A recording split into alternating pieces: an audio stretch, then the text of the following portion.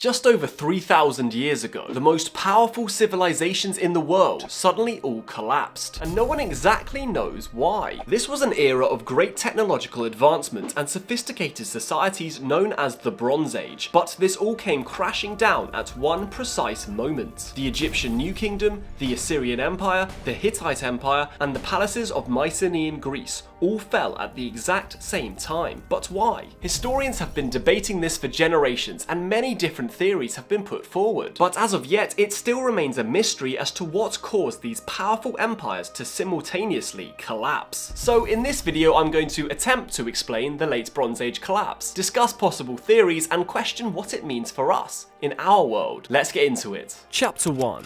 What happened?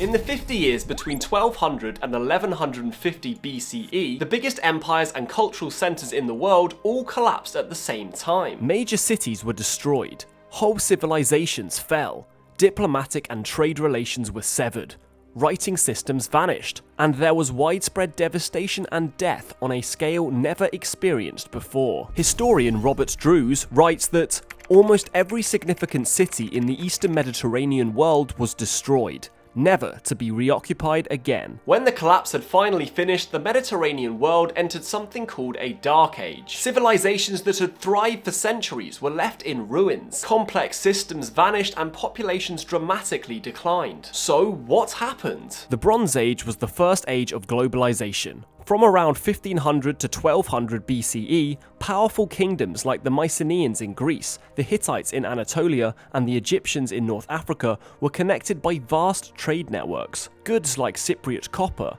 Afghan tin, and Egyptian gold flowed freely. But by 1200 BCE, a chain reaction of destruction swept across these civilizations. In Greece, the Mycenaean palaces, massive citadels like Mycenae, Pylos, and Tiryns, were set ablaze. Archaeologists found clay tablets scorched in the fires, their Linear B script frozen in time, describing military expeditions and desperate calls for defense. Soon after, these palatial centers were abandoned. In Anatolia, the Hittite Empire, once a superpower rivaling Egypt, vanished. The once mighty capital, Hattusa, was abandoned. Letters from Hittite kings pleading for food and military aid suggest famine and invasions overwhelmed their authority. In the Levant, cities like Ugarit met similar fate. Ugarit was a major hub for trade, its archives filled with diplomatic correspondence. One letter reads, "The enemy ships are already here. They have set fire to my cities and done great harm to the land.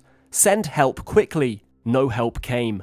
Ugarit was burned and never rebuilt. Even Egypt, the most resilient of these powers, was not spared. During the reign of Pharaoh Ramesses III, the mysterious Sea Peoples attacked. A famous inscription describes the onslaught. They came from the sea in their warships. They were plundering the lands as they advanced. No one really knows who the Sea Peoples were, and while Egypt survived, the cost was immense, marking the beginning of its decline. However, while the Sea Peoples undoubtedly played a role, they were likely more a symptom of the chaos rather than its sole cause. So why did this happen? How did an advanced, interconnected, and prosperous set of civilizations all collapse simultaneously? Well, let's take a look at some of the most prominent theories.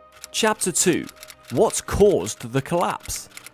The Bronze Age collapse remains one of the most debated mysteries in history, with no single explanation, but rather a combination of theories, suggesting something called a systems collapse. Here are the main theories scholars propose, along with the evidence supporting each. The most famous theory is this strange, mysterious group called the Sea Peoples, who apparently caused widespread destruction across the Eastern Mediterranean region. Now, no one knows who the Sea Peoples were, but these seafaring raiders attacked major cities, including Ugarit and Mycenae, as well as Egypt, of course. Burn layers found in cities like Ugarit and Hattusa align with the Egyptian texts that describe their supposed invasions.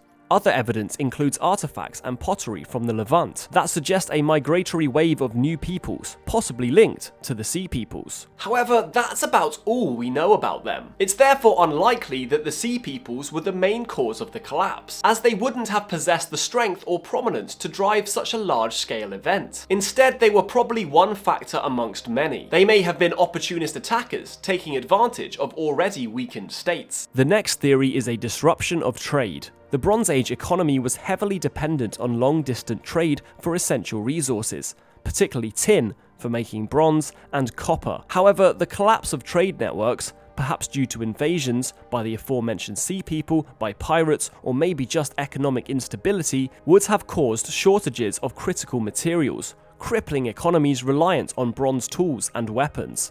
To support this theory, trade records from Ugarit show increasing desperation for supplies in the final years before its destruction, and archaeological sites show a decline in the use of bronze tools at this time. However, while trade disruption would explain economic collapse, again it doesn't fully account for the simultaneous destruction of cities. Then there's climate change. Some scholars argue a long period of drought may have destabilized agricultural production, leading to famine and societal breakdown. Climate studies suggest that the Eastern Mediterranean experienced a significant drop in rainfall during the 13th and 12th centuries BCE. This would have caused crop failures, food shortages, and mass migrations. Pollen analysis from sediment cores also indicates a shift to arid conditions during this period. Letters from Ugarit and Hittite correspondents document food shortages.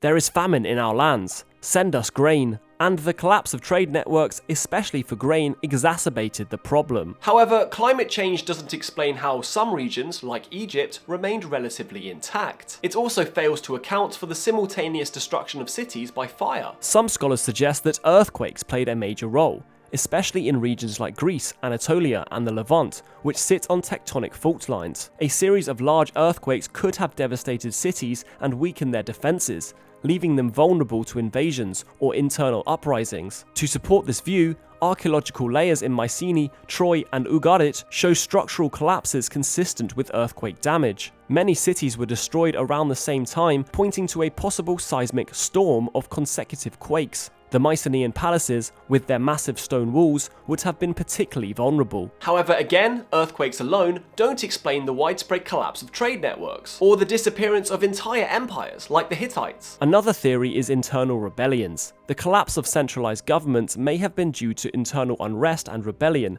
as inequality and social strain grew. Highly stratified societies, like the Mycenaeans and Hittites, relied on centralized control. When food shortages, economic stress, or weakened leadership occurred, internal uprisings may have toppled these systems. Some scholars propose that peasant revolts might have arisen in response to elite mismanagement during times of famine. But rebellions don't account for the destruction of distant, unconnected civilizations. Some scholars believe that overpopulation in certain areas caused resource depletion, forcing migrations that destabilize the region. Large-scale migrations may have displaced people, leading to competition for resources and conflicts. The arrival of new groups, such as the Philistines in Canaan, coincides with this period. Settlements show evidence of overcrowding and strained agricultural systems before their collapse. However, once again, overpopulation doesn't explain the simultaneous widespread destruction over such a wide geographical area. So there are many competing theories, but no single solution can fully explain the Bronze Age collapse. These ideas all have merit, but in isolation, they fail to explain what caused such a disastrous and catastrophically devastating event. Instead, most historians agree that it was a confluence of factors, triggering a domino effect that brought down the interconnected world. Let's now explore that idea in greater detail. Chapter 3. The most likely explanation.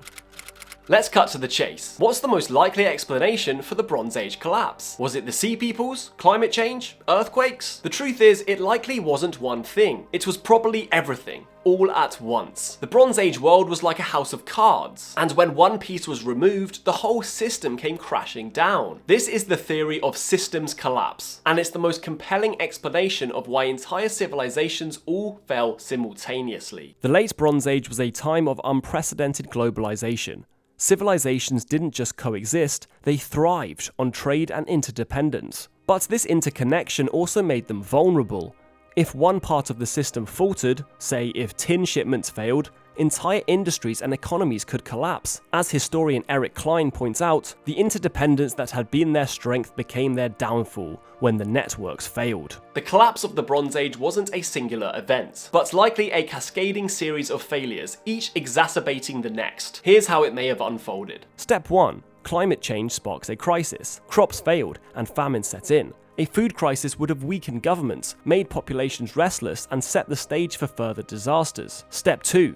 Disrupted trade leads to economic collapse. The drought didn't just affect agriculture, it also disrupted trade. Without steady supplies of tin and copper, bronze production failed. Cities like Ugarit, which relied heavily on imports, were left economically stranded. Step 3. The Sea Peoples take advantage. Into this chaos enters the Sea Peoples. They attacked coastal cities, destroyed trade centers, and added another layer of destruction. Ugarit, Troy, and much of the Levant were burned to the ground. Step 4. Earthquakes worsen the crisis. On top of all this, the region experienced a series of earthquakes. Earthquakes didn't just flatten cities, they left survivors without shelter, food stores, or defensive structures, making them easy targets for invaders or internal rebellions. Step 5. Rebellions topple the rest. With central governments already weakened by famine, trade disruptions, invasions, and natural disasters, internal rebellions likely finish the job. The systems collapse theory works because it explains the scale and the simultaneity of the Bronze Age collapse. No single factor, climate change, invasions, or earthquakes, can account for why so many civilizations fell at once. But combined, they create a picture of a world overwhelmed by interconnected disasters. Droughts caused famine and migration. Migration and famine disrupted trade. Disrupted trade led to economic failure. Economic failure weakened governments, making them vulnerable to invasion. And invasion and rebellion destabilized societies further, accelerating the collapse. It's like watching a row of dominoes fall. Each factor knocked down the next until the entire system came crashing down. Once the system broke, rebuilding wasn't an option. At least not immediately. Literacy disappeared in many regions, and monumental architecture became a thing of the past. Trade networks were gone, and societies became smaller and more isolated. The Mycenaeans, the Hittites, and the Canaanites vanished entirely, and even the mighty Egyptians were left scarred, never regaining their former glory. This dark age lasted for centuries. It wasn't until around 800 BCE that new civilizations, like the Greeks, Phoenicians, and Israelites, began to rise, laying the groundwork for the Iron Age. However, what makes the Bronze Age collapse so fascinating and so chilling is how familiar it feels. We live in a highly interconnected world, just like they did. Trade, climate stability, and centralized governments hold everything together. But what happens if those systems fail? The collapse of the Bronze Age world is a reminder that even the most advanced civilizations are vulnerable to a perfect storm of disasters. As Eric Klein warns, if it's happened then, it can happen again. So the most likely explanation for the Bronze Age collapse is that everything happened all at once. Our best theory is that it was a systems collapse, where interconnected disasters fed off each other until the entire world crumbled. And here's the scary part, we're not so different. Climate change, political instability, economic disruptions, these are all problems that we face today. And they're just as dangerous now as they were 3,000 years ago. So the question is, will we repeat the past? Or can we manage to learn from it? Let me know what you think in the comments, and if you enjoyed this video, please consider subscribing to my channel.